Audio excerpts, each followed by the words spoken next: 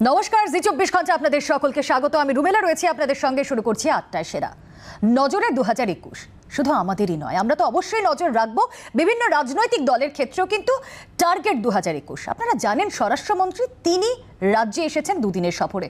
গতকালই তিনি এসেছেন এবং আজ বাঁকুড়ায় তিনি বৈঠকও করেন এবং বাংলায় পদ্ম ফোটাতে মরিয়া বিজেপি নেতৃত্ব, বিজেপির second in command Amit Shah তা কার্যত স্পষ্ট করে দিয়েছেন। যদিও তার এই বক্তব্যের পাল্টা দিয়েছেন মুখ্যমন্ত্রী মমতা বন্দ্যোপাধ্যায়। শুরুতেই আপনাদেরকে শোনাবো অমিত শাহ ঠিক কি বলেছেন এবং তার প্রেক্ষিতে কি বলেছেন মুখ্যমন্ত্রী। कल रात से मैं बंगाल में हूं, जहां पर भी गया इसी प्रकार का उत्साह, इसी प्रकार का स्वागत दिखाई पड़ता है। एक और तो ममता सरकार के प्रति भयंकर जनाक्रोश दिखाई पड़ता है और दूसरी ओर श्री नरेंद्र मोदी के प्रति एक आशा और श्रद्धा दिखाई पड़ती है कि बंगाल के अंदर परिवर्तन श्री मोदी जी के नेतृत्व में ही आ सकता है। मैं ममता दीदी को बताना चाहता हूं कि आपके मन में भय है कि इन योजनाओं को रोकने से आप भारतीय जनता पार्टी को रोक लोगी, तो आपकी भ्रांति है। आप एक गरीब लोगों के लिए मोदी जी ने जो 6,000 रुपया प्रति साल भेजा है वो पहुंचने दीजिए, स्वास्थ्य की सुविधाएं पहुंचने दीजिए, शौचालय पहुंचने दीजिए, इनका घर उन तक पहुंचने दीजिए, तो शायद थोड़ा बहुत भी आपके लिए सोचेंगे। जिस प्रकार का दमन का चक्र विशेषकर भारतीय जनता पार्टी के कार्यकर्ताओं के ऊपर ममता सरकार ने चलाया है, मैं निश्चित रूप से देख रहा हूं कि ममता सरकार का मृत्युगंड बच चुका है। आने वाले दिनों में यहां भारतीय जनता पार्टी की 2/3 बहुमत की सरकार बनने जा रही है। मैं आज बंगाल की जनता को अपील करने आया हूं कि बंगाल एक सरहदी प्रांत है। देश की सुरक्षा बंगाल की आंतरिक सुरक्षा के साथ जुड़ी है। देश की सुरक्षा को सुनिश्चित करने के लिए, बंगाल के युवा को रोजगारी देने के लिए और बंगाल के गरीब लोगों को दारुण गरीबी से बाहर निकालने के लिए इस सरकार को उखाड़कर फेंक दीजिए। एक मौका भारतीय जनता पार्टी को दीजिए। हम आने वाले दिनों में यहाँ पर सोनार बांग्ला की रचना करने के लिए मोदी जी के नेतृत्व में भरसक उठाकर फेंक दो और অর্থটা কি এটুকু আমি বুঝতে পারি। পাল্টাটা যদি আমি বলি উঠাকে ফেক দো, তো সেটা কি হবে? ভালো হবে? সুতরাং মনে রাখুন, যার যার নিজস্বতা নিজের কাছে বজায় রাখুন। तो आलू का भाव इतना बढ़ा, कौन उकड़ाएगा आप लोगों को? प्याज का भाव इतना बढ़ा, कौन देखेगा? एसेंशियल कमोडिटीज एक्ट लेके बैठे हो तो आपको दिखना है कि पब्लिक आलू को इतना भाव होने से पब्लिक क्या खाएगा? বিধানসভা নির্বাচনকে কেন্দ্র করে যুযুধান দুই পক্ষ বক্তব্য শোনালাম। একদিকে অমিত শাহ বক্তব্য রেখেছেন, তার পাল্টা দিয়েছেন মমতা বন্দ্যোপাধ্যায়। আমরা 8টায় সেরায় আলোচনায় ঢুকবো। আমাদের সঙ্গে এই মুহূর্তে রয়েছেন বিজেপি নেতা শান্তন বসু। শান্তনদা, আপনাকে স্বাগত জানাবো আমাদের অনুষ্ঠানে। সঙ্গে রয়েছেন সমীর চক্রবর্তী, তৃণমূল নেতা, আপনাকেও স্বাগত জানাবো সমীর বাবু। আমি শুরুতেই শান্তনদা আপনার কাছেই আসবো। অমিত শাহ তিনি কার্যত বিধানসভা ভোটের দামামাটা বাজিয়ে দিলেন। বাংলা থেকে তৃণমূলকে উৎখাত করতে হবে স্পষ্ট, কিন্তু পদ্মফুল পোঠাতে সেখানে আপনাদের কি কি স্ট্র্যাটেজি প্ল্যান রয়েছে আগামী দিনে?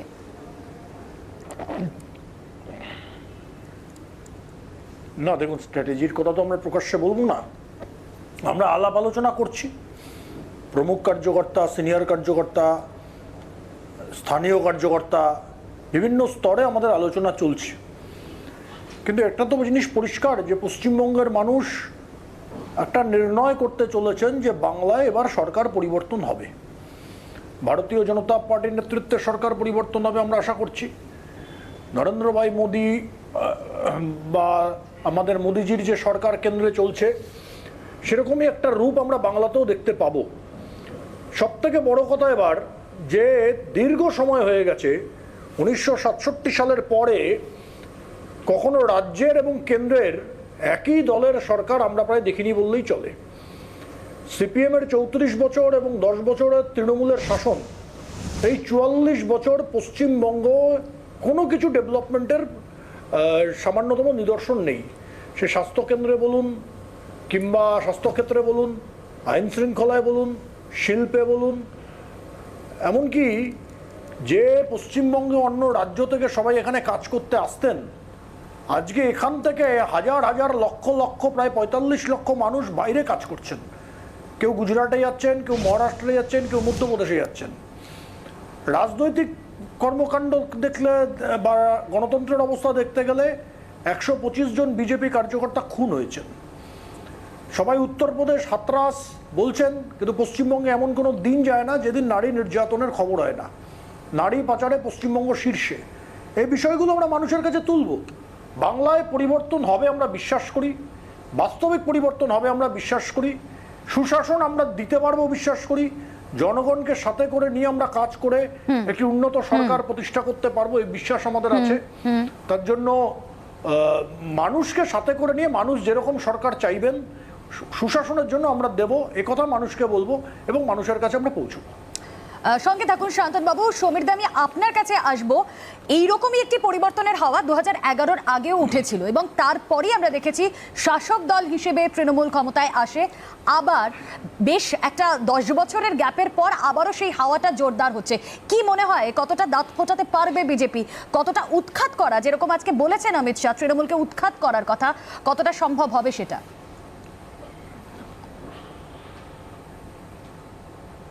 প্রথম কথা আমি আপনাকে বলি যে কোনো হাওয়া টাওয়া নেই এখানে। যে হাওয়াটা আছে সেটা সম্পূর্ণ মমতা বন্দ্যোপাধ্যায়ের নেতৃত্বাধীন তৃণমূল কংগ্রেসের পক্ষে হাওয়াটা রয়েছে। মাননীয় স্বরাষ্ট্রমন্ত্রী অমিত শাহ কলকাতায় এসছেন, তিনি অতিথি, আমরা তো বাংলার মানুষ, তিনি বহিরাগত। আমরা সবসময় অতিথিকে সম্মান জানাই, কিন্তু অতিথিরও ভাষার প্রতি সংযম দেখানো উচিত, শ্রদ্ধা জানানো উচিত। তিনি তো বাংলার মানুষ নন, সেটা নিয়ে সমস্যা আছে। তিনি তো 3-4টে কথা বলেছেন যেটা শুনলাম, আপনারা দেখালেন। একটা হচ্ছে মৃত্যু ঘণ্টা নাকি বাজছে তৃণমূল সরকারের। তা আমি তাকে জিজ্ঞেস করছি, এ তো আমার অনেকটা মনে হচ্ছে গত 2-3 বছর যে যে রাজ্যে ভারতবর্ষে ভোট হয়েছে আপনারা সেই রাজ্যে যখন অমিত শাহ গেছেন তার বক্তব্যের সেই টেপগুলো বার করুন, দেখুন একই টেপ রেকর্ডার বাজছে। দিল্লিতে যখন নির্বাচন হলো উনি অরবিন্দ কেজরিওয়ালের মৃত্যু ঘণ্টা বাজিয়েছিলেন। ফলাফল যখন বেরোলো দেখা গেল অমিত শাহ এবং বিজেপির মৃত্যু ঘণ্টা, রাজনৈতিক মৃত্যু ঘণ্টা বাজিয়ে দিয়েছে দিল্লির মানুষ। ঝাড়খণ্ডে যখন নির্বাচন হলো বললে বিরোধীদের মৃত্যু ঘণ্টা বাজছে, বিজেপি আবার ক্ষমতায় আসছে, ঝাড়খণ্ডের মানুষ সেখানে তার রাজনৈতিক মৃত্যু ঘণ্টা বাজিয়ে দিয়েছে। মহারাষ্ট্রে গেলেন, সেখানে রাজনৈতিক মৃত্যু ঘণ্টা বাজলো। আমি আপনাকে জিজ্ঞেস করছি, শেষ কবে কোন রাজ্যে বিজেপি নিরঙ্কুশ গরিষ্ঠতা পেয়ে ক্ষমতায় এসেছে? সব জায়গায় হাঁটছে, একটা হারাধন পার্টি, হাঁটতে হাঁটতে হারাধন হয়ে গেছে। বাংলার মানুষ হেরো পার্টিকে ভোট দেয় না। কেন হেরো পার্টিকে ভোট দেবে আপনি বলুন তো? ওদের নিজেদেরই তো অস্তিত্ব বিপন্ন। কোনো রাজ্যে কোনো জায়গায় তারা জিতছেন না। ঝাড়খণ্ডে হেরছেন, দিল্লিতে হারছেন, হরিয়ানাতে হেরেছেন, মহারাষ্ট্রে হেরেছেন, রাজস্থান হেরেছেন, ছত্তিশগড় হেরেছেন, মধ্যপ্রদেশ হেরেছেন, তামিলনাড়ু আগেই হেরেছেন, কর্ণাটকে হেরেছেন, হায়দ্রাবাদ অন্ধ্রপ্রদেশে হেরেছেন। তো কোথায় জিতেছেন আমাকে এইটা দেখান না। শেষ ওই ত্রিপুরায় জিতেছেন, তার আগে উত্তরপ্রদেশে জিতেছেন। এটা হাঁটতে হাঁটতে হারাধন পার্টি। অমিত শাহকে বলতে হবে সব জায়গায় এক কথা বাজছে, বলতে সেই একই রেকর্ড বাজছে মৃত্যু ঘণ্টা। আসলে বিজেপির মৃত্যু ঘণ্টা বেজে গেছে। সুতরাং বাংলার মানুষ কোনোদিন হারাধনদের ভোট দেবে না। আর সায়ন্তনবাবুকে আমি একটু কারেক্ট করিয়ে দিচ্ছি, 1967 সালে নয়, 1972 সাল থেকে 77 সাল কংগ্রেসের সরকার পশ্চিমবাংলার ক্ষমতায় ছিলেন। সিদ্ধার্থ শঙ্কর রায় মুখ্যমন্ত্রী ছিলেন, ইন্দিরা গান্ধীর কংগ্রেস সরকার দিল্লির ক্ষমতায় ছিলেন। এমনকি মমতা বন্দ্যোপাধ্যায় যখন কংগ্রেসকে সঙ্গে নিয়ে 2011 সালে যখন ক্ষমতায় আসেন, তখন মমতা বন্দ্যোপাধ্যায় কিন্তু ইউপিএ সরকারের রেলমন্ত্রী। এবং 12 সালের পরে মমতা বন্দ্যোপাধ্যায় এবং কংগ্রেস সরকার তারা সমর্থন প্রত্যাহার করেন। সুতরাং একই সরকার পশ্চিমবাংলায় এবং দিল্লিতে, এটা 2012 সাল পর্যন্ত ছিল। আমি সায়ন্তন বাবুকে একটু রাজনীতিতে কারেক্ট করে দিলাম। আর অন্য যে দুটো কথা বলেছেন সেটা আমি পরের ধাপে আসবো। বেকার সমস্যা নিয়ে বলেছেন, গরিবত্ব মেটানোর কথা বলেছেন, আমি সে কথাগুলো পরের ধাপে বলছি। শান্তনদা, আপনার কাছে জানতে চাইবো, তৃণমূলের তরফ থেকে বিভিন্নভাবে আমরা শুধুমাত্র মমতা বন্দ্যোপাধ্যায়ের বক্তব্যই শুনলাম, কিন্তু এছাড়াও ফিরহাদ হাকিম তিনিও তির্যক মন্তব্য করেছেন এবং বিভিন্ন জায়গা থেকে সৌগত রায় তিনিও মন্তব্য করেছেন।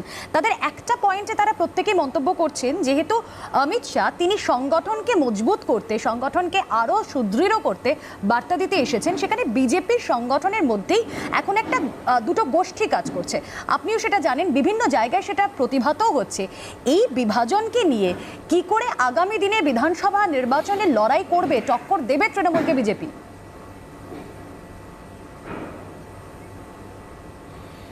দেখুন, প্রথম কথা হচ্ছে, আপনার এই অভিযোগ আমি মানি না। আমাদের মধ্যে সাংগঠনিক বিভাজন কোথাও কিছু নেই, কোথাও মতবিরোধ থাকতে পারে, মনভেদ কোথাও নেই। এবার তৃণমূল কংগ্রেসের একটা অ্যাডভান্টেজ আছে, যেটা আমার আগে বুয়াদা বললেন, বহিরাগত বাইরের লোক অমিত শাহ। তৃণমূল কংগ্রেসের একটা বড় অ্যাডভান্টেজ আছে যেটা বিজেপির নেই। এদিক দিয়ে তৃণমূল কংগ্রেস ভাগ্যবান, কারণ তৃণমূল কংগ্রেস একটা খুচরো রাজনৈতিক দল। যেমন পাড়াতে দোকান থাকে, তেমন ছোট দোকান। কালীঘাটের বাইরে, পশ্চিমবঙ্গের বাইরে এর কোথাও কোনো অস্তিত্ব নেই। কালীঘাটে একজন আছেন, তিনি চালান, তিনি মালিক, আর তিনি বিহার থেকে একজন কনসালটেন্ট নিয়ে এসছেন, তার নাম প্রশান্ত কিশোর। প্রশান্ত কিশোরকে আউটসোর্স করা হয়েছে, আর কালীঘাটের মধ্য থেকে মালিক চালাচ্ছে। বাকি সবাই কর্মচারী। পশ্চিমবঙ্গের বাইরে কোনোদিনও যাওয়ারও ইচ্ছা নেই, তার ব্যাপ্তিও নেই, তার ভিশনও নেই। তার জন্য এই অ্যাডভান্টেজ তৃণমূল কংগ্রেসের আছে। বিজেপি অনেক বড় দল, এত হেরে হেরেও আমাদের এখনো পর্যন্ত 14খানা রাজ্যে সরকার আছে। এত হেরেও পশ্চিমবঙ্গে আমরা 18টা সাংসদ পেয়েছি। এত হেরেও দ্বিতীয়বার আমরা কেন্দ্রে ক্ষমতায় আছি। এত হেরেও 303 জন লোকসভার সাংসদ আছে, 100-র মতো বিজেপির রাজ্যসভার সাংসদ আছে। পশ্চিমবঙ্গের তৃণমূল কংগ্রেস আগামী 100 বছরে কোনোদিন এতজন সাংসদ পাবে না, এটা হতে পারে না, অসম্ভব ব্যাপার। ভারতবর্ষের প্রধানমন্ত্রী বেশ, শান্তনদাকে বিরত করে আমি সমীরদার কাছে আসবো। সমীরদা কোনো কারণে হাসছেন, উত্তরটা চাইবো সমীরদা। আমরা প্রাইভেট লিমিটেড কোম্পানি নই, আমরা কনসালটেন্টকে দল দিয়ে দিই। তার জন্য আমরা সংঘবদ্ধভাবে লড়াই করব এবং তৃণমূলকে পরাজিত করব। হ্যাঁ, বলুন সমীরদা।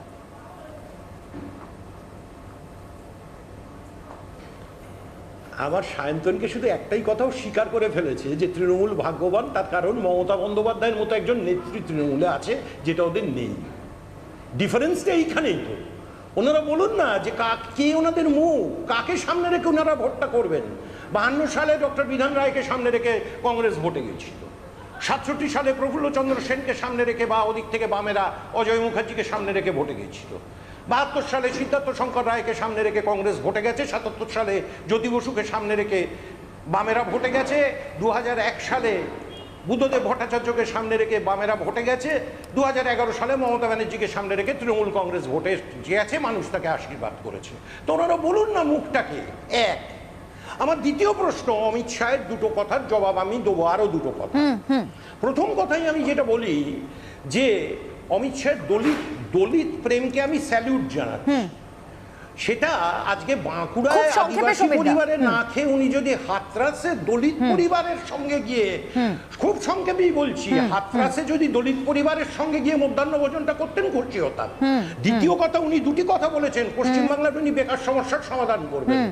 তা ভারতবর্ষে তো ওনাদের রাজত্বে গত 45 বছরে হাইয়েস্ট বেকার, সর্বোচ্চ। দ্বিতীয় কথা হচ্ছে দরিদ্র নাকি উনি তুলে দেবেন দেশ থেকে, বলেছেন আজকে পশ্চিমবাংলার দারিদ্র আমি তুলে দেবো। তো ওনারা তো ভারতবর্ষ চালাচ্ছেন, পশ্চিমবাংলা তো তার মধ্যে।